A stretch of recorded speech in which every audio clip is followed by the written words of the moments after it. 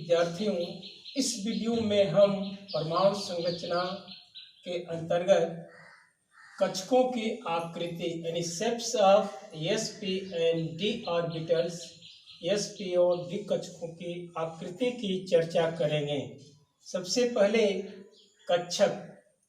कक्षक आप जानते हैं कि नाभिक के बाहर वह त्रिविम क्षेत्र होता है जहां पर इलेक्ट्रॉन के पाए जाने की संभावना अधिकतम होती है। यहाँ प्रायिकता या अधिकतम संभावना से अर्थ है 90 से 95% तक, और जहाँ पर इलेक्ट्रॉन के पाए जाने की संभावना नहीं होती है उसे हम नोड्स कहते हैं या नोडल प्लेन कहते हैं। जहाँ पर इलेक्ट्रॉन के पाए जाने की संभावना नगण्य होती है या शून्य होती है उस स्थान को नोडल प्लेन। और नोडल प्लेन यह n के मान पर निर्भर करता है और किसी ns के लिए नोडल प्लेन n-1 होते हैं। और इसके बाद यदि आकृति को परिभाषित करें तो कक्षक की आकृति यानी शेप से अर्थ है प्रायिकता घनत्व का परिसीमा सतह निरूपण आरेख जो नाभिक के बाहर इलेक्ट्रॉन के अधिकतम होने की या पाए जाने की संभावना को व्यक्त करता है। और अधिकतम प्रायिकता से अर्थ है 90% के लगभग, क्योंकि कोई ऐसा क्षेत्र नहीं होता जहां पर बिल्कुल पूर्णतः शून्य संभावना हो। अतः कुछ न कुछ वहाँ भी यानी नोडल प्लेन की भी संभावना बन सकती है। अतः हम प्रायिकता से अर्थ 90% की उपस्थिति से मानते हैं। और यदि तीन अक्षों x, y और z के अंतर्गत s, p और d कक्षकों की अधिकतम प्रायिकता या परिसीमा सतह आरेख को दर्शाए तो अलग अलग आकृति बनती है और इन्हीं आकृति को हम शेप्स कहते हैं। और शेप्स का मान क्वांटम संख्या द्विगंशी यानी L के मान पर निर्भर करता है। तो इस प्रकार यदि S कक्षक को देखें तो S कक्षक जिसके लिए L का मान शून्य होता है और इस तरह से S कक्षक तीनों अक्षों x, y और z के अंतर्गत सिमेट्रिकल होता है। और दूसरे शब्दों में कह सकते हैं S का शेप, S की आकृति स्फीरिकल यानी गोलाकार होती है।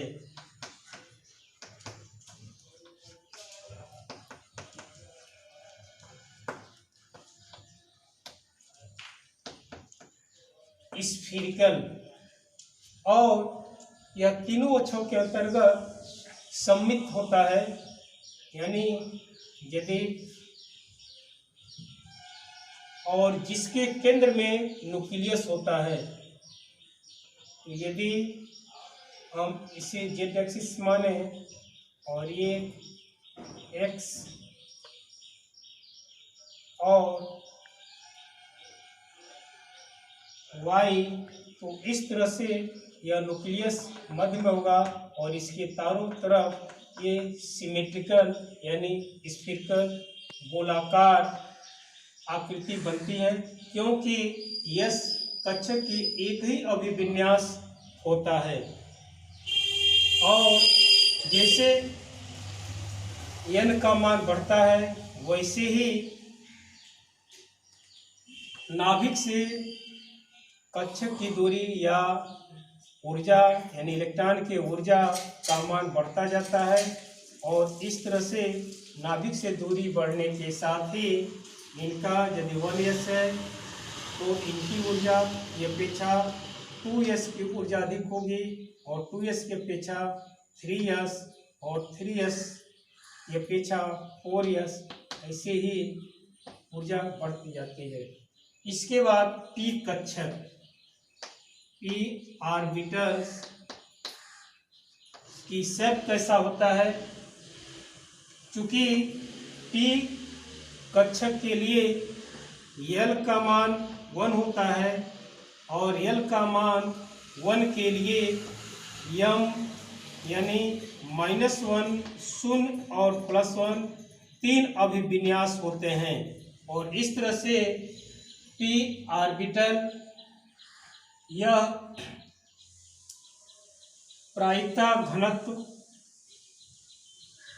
परिसीमा सतह आरेख में 2 लूप्स बनाते हैं और इन 2 लूप्स को हम कहते हैं पालियां। और ये दूसरे शब्दों में कह सकते हैं कि पी कक्षक की आकृति डम्ब बेल होती है। डम्ब बेल यानी 2 लूप्स जो x और y z तीनों अक्षों के अंतर्गत सम्मित होता है और जो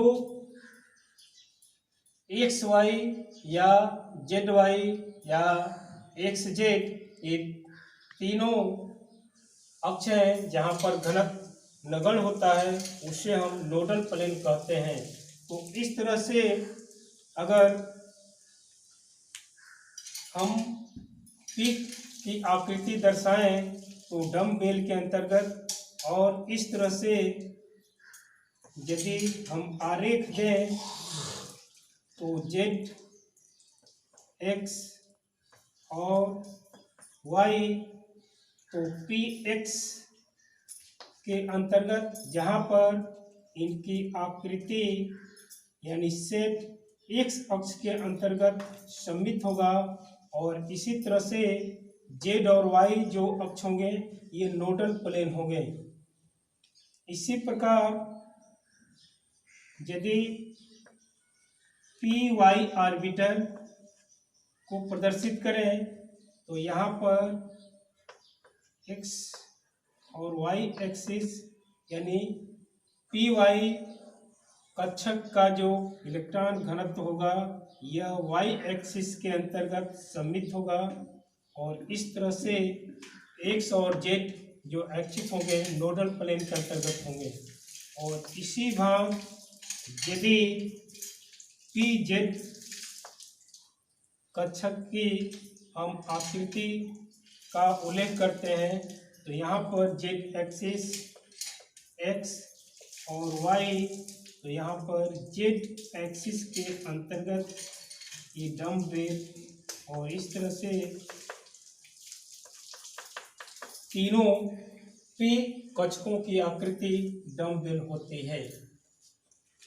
और यस कक्षकों की भांति जैसे पी कक्षकों का आकार बढ़ता जाता है यानी 2p की अपेक्षा 3p और 3p की अपेक्षा 4p की ऊर्जा अधिक होती है, किंतु आकार समान होता है।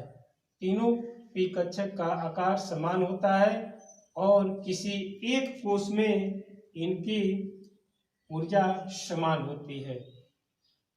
इसके बाद हम डी कक्षकों की आकृति के विषय में देखते हैं। डी कक्षक के लिए डी ऑर्बिटल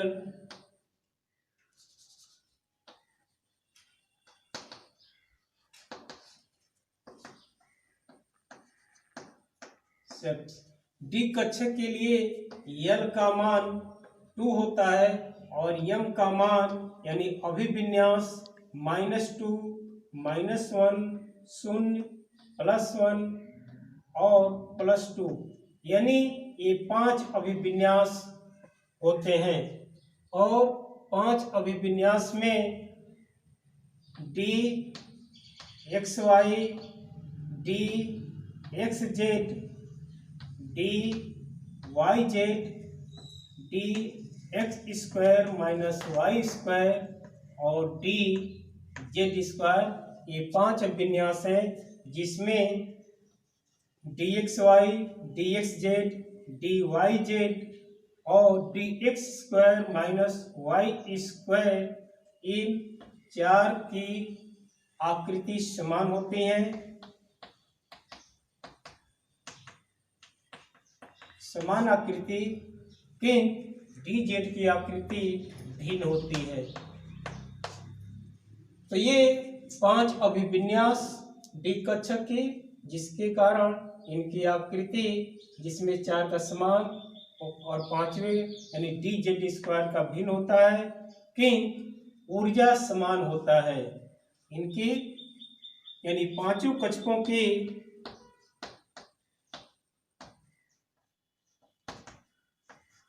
ऊर्जा समान होती है।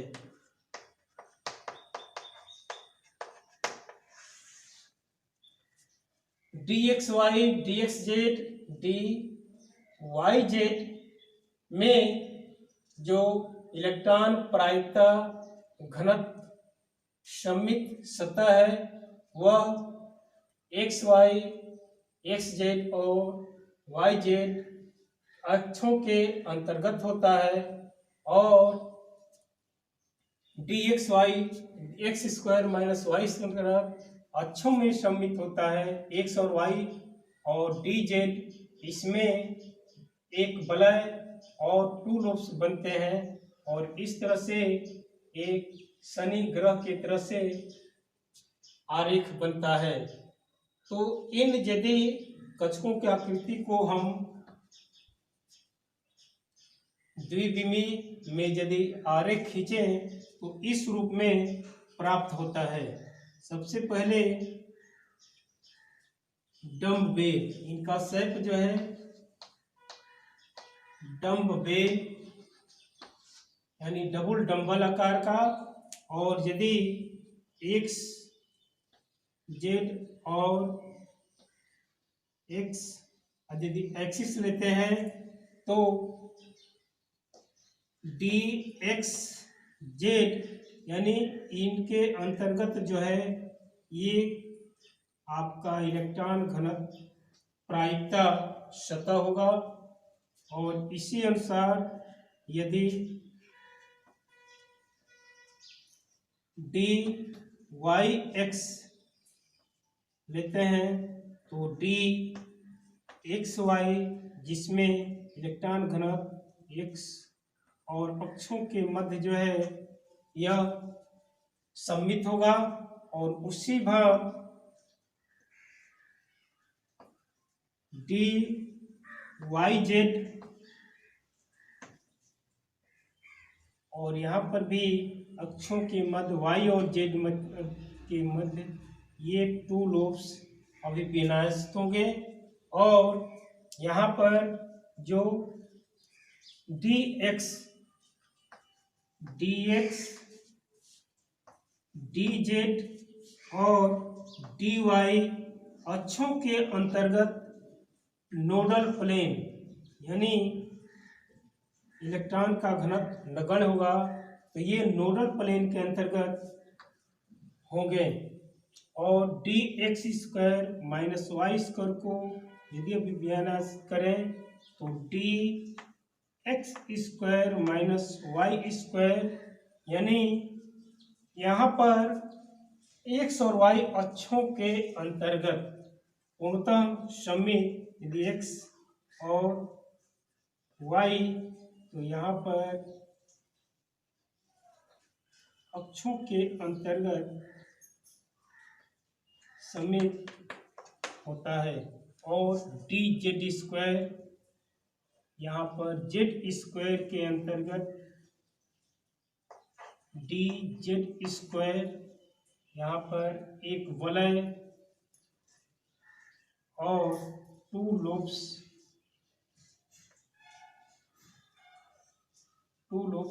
यानी शनि ग्रह की भाग जेड एक्सिस एक्स, तो इस तरह से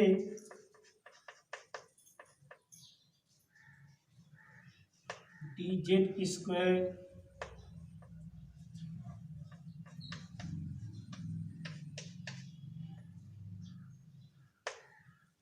ये 5 डी कक्षक और 5 डी कक्षकों की आकृति डबल बेल यानी डबल डम्बल बेल, डबल डम बेल आकार में होती है। और ये विभिन्न 3 अक्षों के अंतर्गत 5 कक्षकों की आकृतियां निम्नांकित के अनुसार व्यवस्थित होती हैं।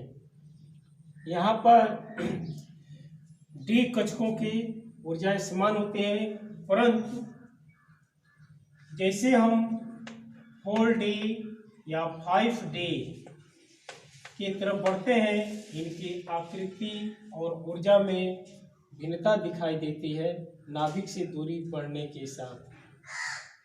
तो इस प्रकार इस वीडियो में हम एसपी और डी कक्षकों की आकृति यानी शब्द के विषय में अध्ययन किए।